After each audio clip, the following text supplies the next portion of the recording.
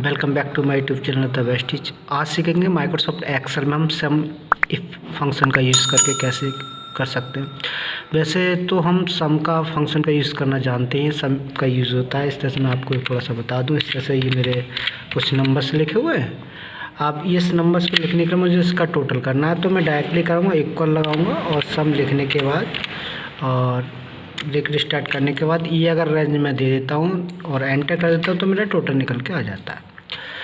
अब हमारा सम if function क्या करेगा, थोड़ा इससे डिफरेंट वर्क करता है। जैसे मेरे पास एक सीट है ये एक्सेल की, इस तरह से ये डाटा है मेरे पास।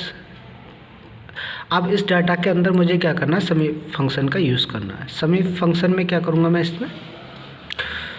मैं इक्वल लगाऊंगा। इसके अंदर क्या है, जो जैसे मेरा CPU है, CD DVD है, तो मैं इनको जैसे CPU की कॉस्ट मेरी कितना मैंने सेल्स किया है, टोटल मेरा निकल के आ जाएगा।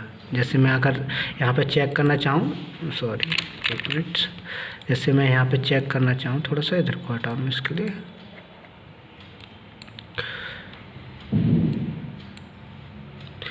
यहाँ मैं जैसे चेक करना चाहूँ कि CPU इसके लिए, तो मैं यहाँ पे फार्मूला लगाऊंगा, equal some if, bracket start करूँगा और रेंज दूंगा कि इस रेंज से मेरा डाटा निकल के आए। तो इस तरह से मैं रेंज को इसको सिलेक्ट करना पड़ेगा। जो भी मेरी रेंज है इसको मैंने इसको इस तरह से सिलेक्ट कर लिया। जब ये रेंज सिलेक्ट हो जाए, कॉमा करूँगा मैं।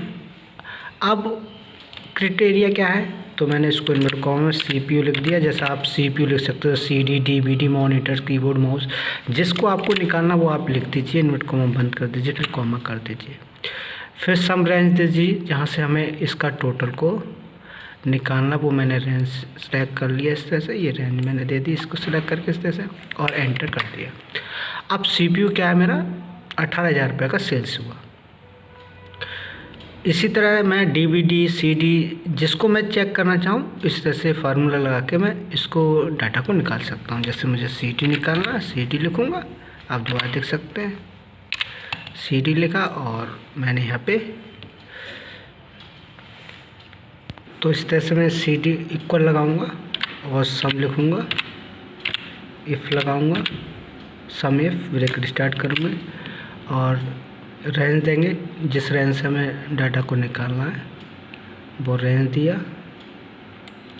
उसके बाद हम कॉमा करेंगे, इन्वर्ट कॉमा में CD हम लिख देंगे, इन्वर्ट कॉमा बंद कर देंगे, कॉमा करेंगे और सेल्स रेंज देंगे हम,